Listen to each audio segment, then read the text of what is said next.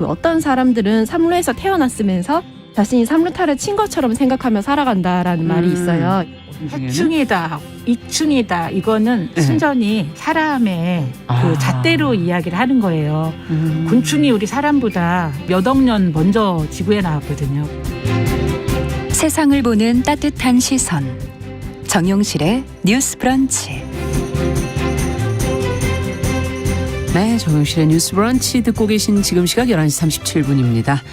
자, 대중매체와 사회문화 현상을 좀 저희가 깊고 까칠하게 들여다보도록 하죠. 손희정의 문화비평 시간입니다. 손희정 문화평론가 자리해 주셨어요. 어서 오세요. 네, 안녕하세요. 오늘은 영화 다음 소희를 얘기해 보자고 하셨는데 네. 이 영화가 2017년에 일어난 실제 사건을 소재로 하고 있다면서요? 네, 그렇습니다. 영화는 2017년 1월 당시 이제 19살이었던 홍수연 님이 사망한 사건을 다루고 있는데요. 네. 당시 이제 특성화고 3학년이었던 홍수연 님은 2016년 9월부터 전주 지역 LG U+의 이제 하청 콜센터에서 실습생 파견을 나갔었고요. 네. 근무 한 3, 4개월 만에 이제 저수지에 빠져 생을 마감을 했습니다.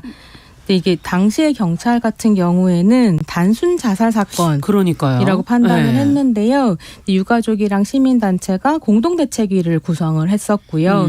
예, 과도한 업무와 고객들의 폭언 그리고 이제 사측의 실적 압박 같은 것들이 그를 죽음으로 내몰았다라고 이제 문제 제기를 했습니다. 네. 이 사건 같은 경우에는 다른 산재 사건과 마찬가지로 대중적인 반향을 크게 얻지 못했었던 것 같은데요. 이제 SBS에서 그것이 알고 싶다 예. 있잖아요. 그 프로그램이 실습생 파견제도 문제점을 집중 보도하면서 대중적으로 좀 알려지기도 했었던 거죠. 근데 이 영화가 다음 소희라는 영화가 정주리 감독의 8년 만에 복귀작이거든요.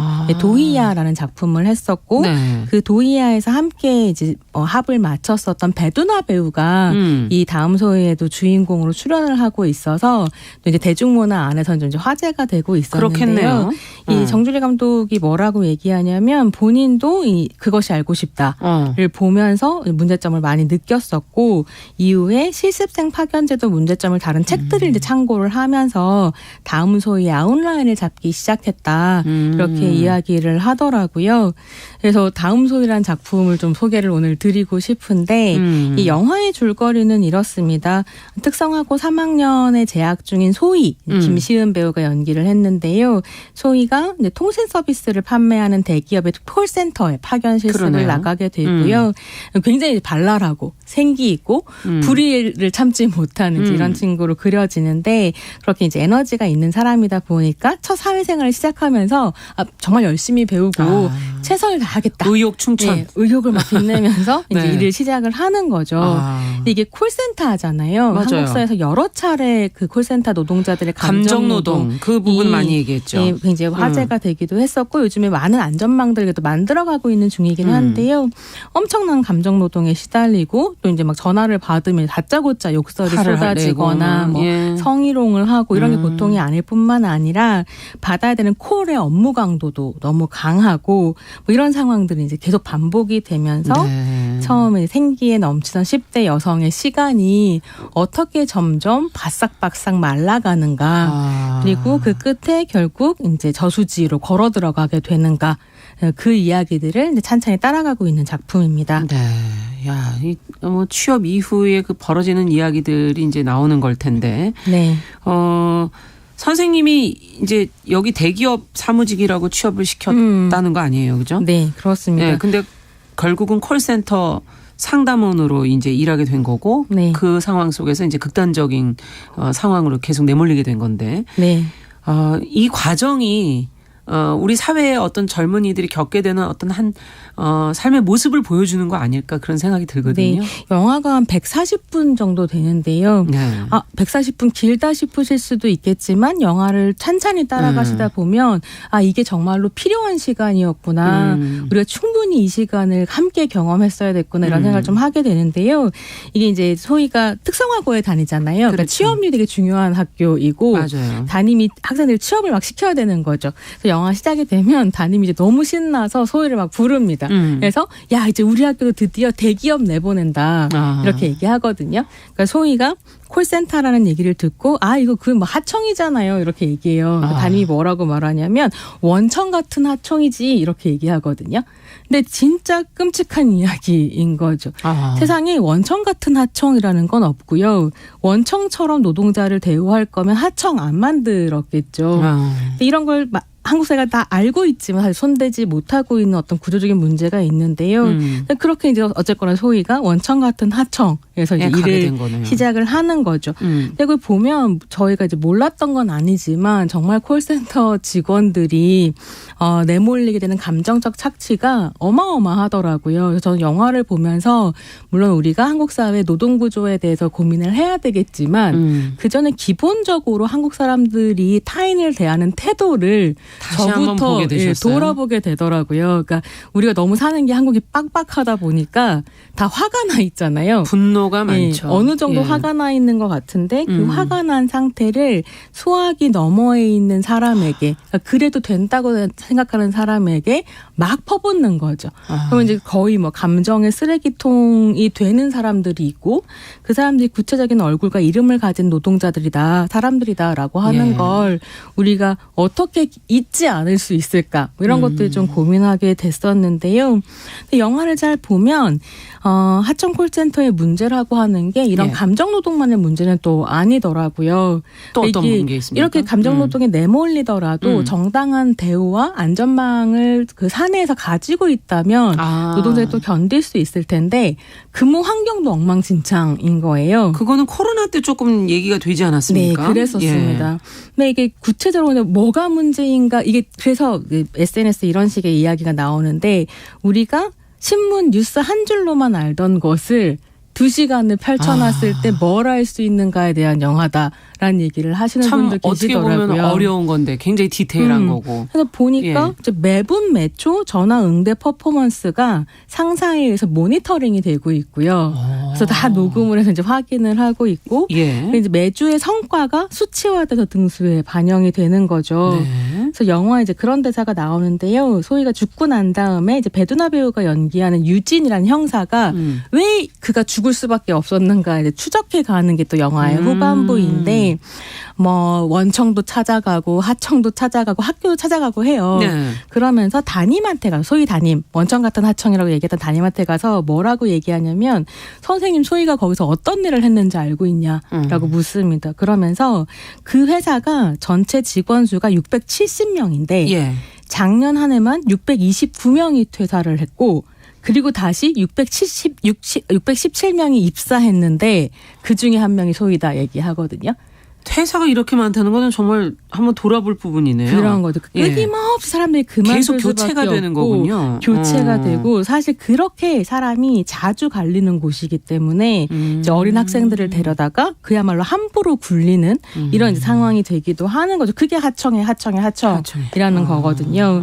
그래서 이제 노동자를 그렇게 모멸의 최전선에 던져놓고 막 쓰다가 쓸모 없어지면 그냥 버리고 쉽게 지워버리고 그러니까 소희가 또 이렇게 세상을 떠나고 난 다음에 하청과 원청 사람들이 어떤 식으로 얘기하냐면 걔가 좀 문제가 있는 애라면서요. 이렇게 얘기하면서 이게 노동 조건의 문제가 아니고 환경의 문제가 개인의 아니고 문제로. 개인의 문제라고 얘기하고 싹 지워버리면서 이제 또 회사는 자기 네임밸류를 지키기 위한 나쁜 짓들을 또 하거든요. 그러니까 이런 것들이 이제 영화에서 굉장히 무게감을 가지고 촘촘하게 잘 다뤄지고 있습니다. 야, 근데 이 가운데 이제 쭉 보시면서 140분 가장 힘들었던 장면?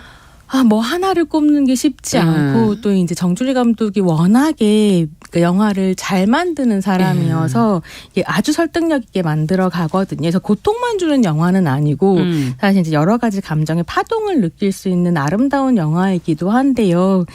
이런 주제를 다루고 있는 영화에 대해서 미학적인 부분을 말하는 게 옳은지는 좀 고민이 되긴 하지만 그 영화라는 장르에겐 또 미학이라는 것도 필요한 그렇죠. 그리고 거니까요. 그게 잘 짜여졌을 때 사실은 영화가 전달하고자 하는 메시지가 제대로 전달이 되는 거니까요. 이제 영화를 보는데 많은 부분이 실제로 있었던 영화 속 에피소드를 가지고 오는 거, 그러니까 사실 를 가지고 와서 영화 속 에피소드로 만드는 거라서 촘촘히 좀 마음이 아프고 화가 치밀어 오르기도 했는데 제가 정말로 이제 슬펐던 건 뭐냐면 소희랑 가깝게 지내던 학교 선배가 출연해요. 등장을 해요. 그 남학생인데 네. 이 친구 같은 경우에는 생산 공장에 취직을 해서 블루칼라 노동자로 일을 하고 있는 거죠. 근데 이 친구가 경험하는 어려움은 뭐냐면 그 공장 안에서 동료들과 선배들끼리의 집단적인 괴롭힘에 시달리고 있습니다. 그래서 이제 그걸 꾸역꾸역 버티면서 너 이제 이 사람도 점점 생기를 잃어가는데 네.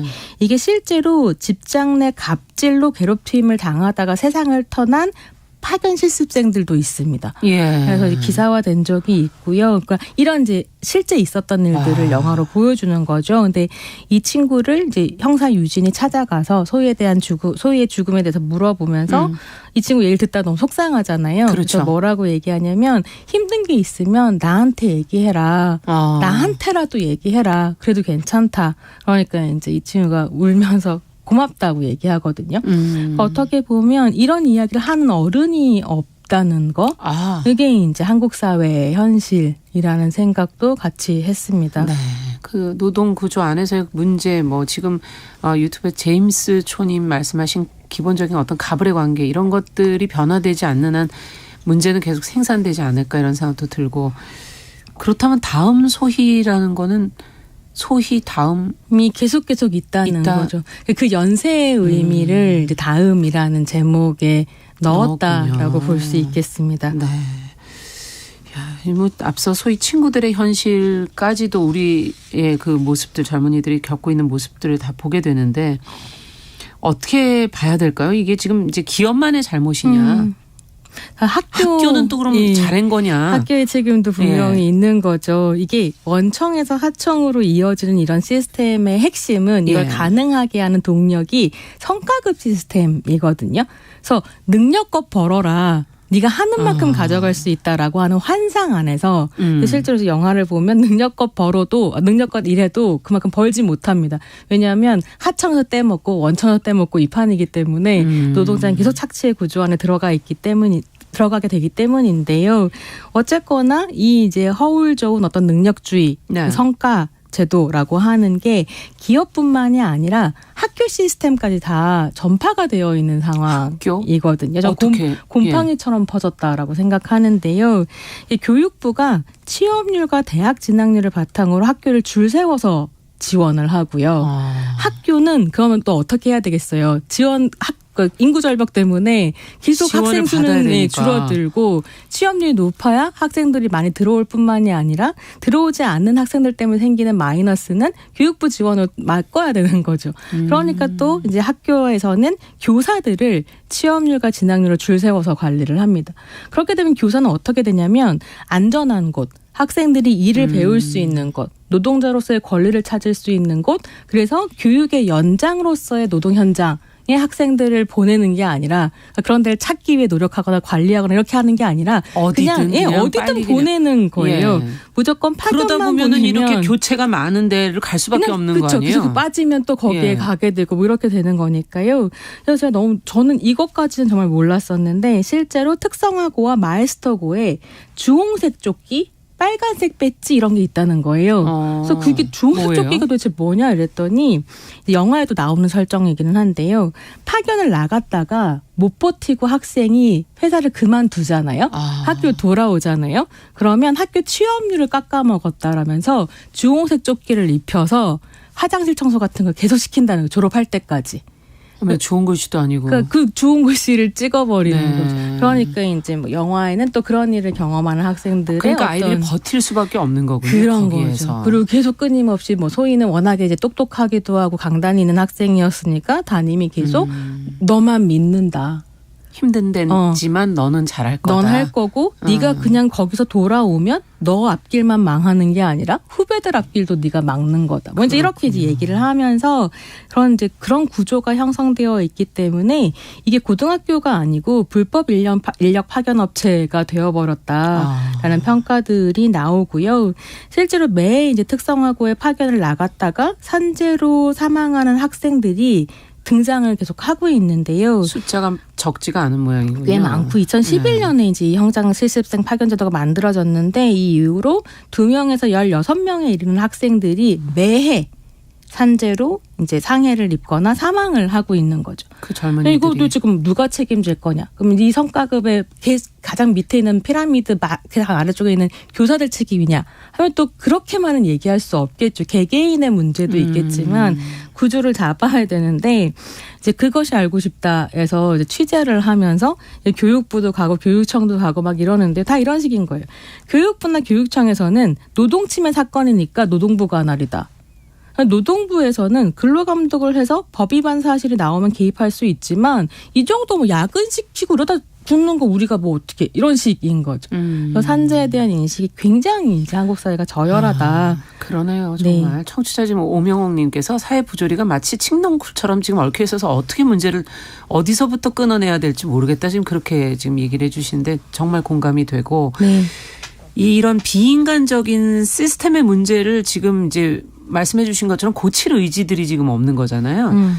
젊은 어떤 청년들의 죽음은 그대로 방치한 채로 네. 이게 계속 가야 되는 건지 어떤 메시지를 결국은 드러내고 있는 겁니까? 그러니까 이게 영화를 보고 있으면 정말로 이제 감독이 촘촘하게 이야기를 잘 짜고 있어서 아주 구체적으로 그 저수지에서 떠오른 소희라는 사람의 이제 우리가 비로소 얼굴을 마주하게 된 그 사람의 신체에서부터 시작해서 이제 학교 그러니까 담임, 교감, 학교, 교육청, 장학사, 거기에 하청, 팀장의, 관리자의, 뭐 대표의, 원청 관리자까지 점점 구조를 확대해 가면서 이게 정말 얼마나 촘촘한 구조인가라고 하는 걸 보여주는데요.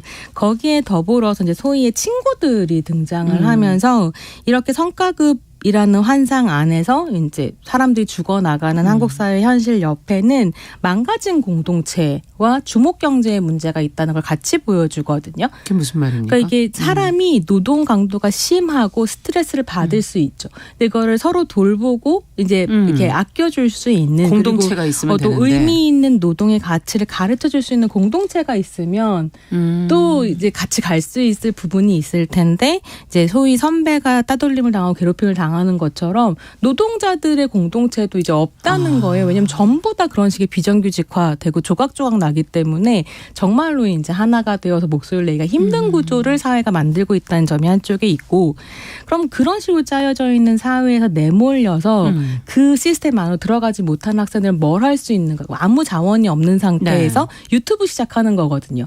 주목이 사회적 이름이 되고 돈이 되는 주목 경제 안에 들어가서 엄청난 주목 경쟁을 해야 되는데 먹고 토하는 먹방부터 시작해서 뭐 너무 많은 것들이 있는 거죠. 그러네요. 근데 거기에서 누구나 살아남을 수 있는가? 라고 하면 그것도 아니거든요.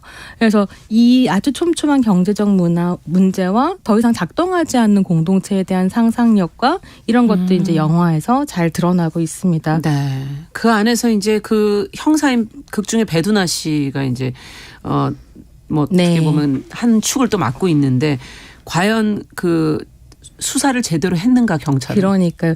이것도 궁금하네요. 사실 이제 이 작품을 보고 온 관객들 중에 그런 얘기 하시는 분들이 있어요. 배두나 경찰 유니버스가 열렸다. 근데 이게 이제 도이아에서도 배두나 배우가 경찰 역할을 했었고 그렇죠. 브로커라고 고레에다 히로카즈 감독의 브로커에서도 경찰 역할을 했는데 이 고레에다 히로카즈 감독의 배두나 캐릭터는 저는 정확하게 도이아에서 차용해 왔다고 생각하거든요. 그러니까 이 사회에 뭐 약간 외부로 밀려 있는 여성 경찰인데 그렇기 때문에 다른 소수자의 손을 잡을 수 있는 이런 캐릭터를 연기해 왔고 다음 소위에서도 마찬가지인 거죠. 그래서 이 영화에서 배두나 같은 경우는 서울에 있던 사람인데 뭐 이런 우여곡절 끝에 전주에 잠깐 내려온 파견 경찰인 거예요. 그렇군요. 무슨 의미냐면 전주라는 지역에 이게 전주만의 문제는 아니지만 이 사건 전주에서 있었던 사건이니까 그 지역 안에 네트워크로부터 배제되어 있는 사람이기 때문에 그래서 문제를 볼 수가 있었다. 보고 따질 수 있게 되는 거죠. 그거는 또 일견 많네요. 그래서 저는 이제 경찰 캐릭터가 왜 저렇게까지 엘리트로 그려졌을까라는 고민을 좀 했었는데 필연적인 이유는 있었겠더라고요. 그러네요. 네. 자, 그렇다면 이제 소희가 거기서 앞서도 이제 사랑했던 춤을 잘 추고 네. 그 춤을 또 사랑했던 소녀로 학생으로 그렇습니다. 나오는데 네. 이 춤이라는 걸 말하려는 이유는 뭐였을까요? 영화가 그러니까 예. 소희가 춤추는 장면에서 시작해서 거의 춤추는 장면으로 끝나는 것 같은데요. 예. 이게 이제 한국 사회가 말씀드린 주목 경쟁 시대니까 주목을 끌기 위해서 춤을 추거나 아니면 연예인이 되려는 자기의 스펙을 쌓으려고 춤을 추거나 이런 것들이 있을 수도 있을 텐데 소희는 그런 사람은 아닌 거예요. 춤을 되게 잘 추지도 않고 춤으로 그냥 좋아하는 거군요. 유튜버가 되려는 것도 어. 아니고 좋아하는 일을 열정적으로 하는 사람인 거죠. 근데 그렇게 스펙이 되지도 않고 주목을 끌어 돈이 되지도 않는 일에 청춘이 열정을 들일 수 있는가라고 그런 하면 사회인가? 한국은 그런 사회가 아닌 거죠. 그래서 이제 그런 사회를 보여주는 어떤 그러니까 꿈꾸는 어떤 소희의 모습이 습을 춤으로 아니었을까. 표현을 했군요. 네. 네, 끝으로 했습니다. 한 말씀 정리해 주시죠. 네. 그래서 저는 이제 영화가 정치적인 의미만으로는 좋은 작품이 된다고 생각하진 않는데요. 의미와 작품성을 두루 갖추고 있는 작품이어서 더 많은 분들이 보셨으면 네. 좋겠습니다. 청취자 김영민님께서 마주하기 괴로운 사회 현실을 영화했군요. 한번 들여다볼 필요가 있을 것 같습니다. 다음 소위 오늘 손혜정 평론가가 살펴봤습니다. 말씀 잘 들었습니다. 감사합니다. 네, 정용실의 뉴스 브런치 수요일 순서도 인사드립니다. 내일 다시 뵙겠습니다. 안녕히 계십시오.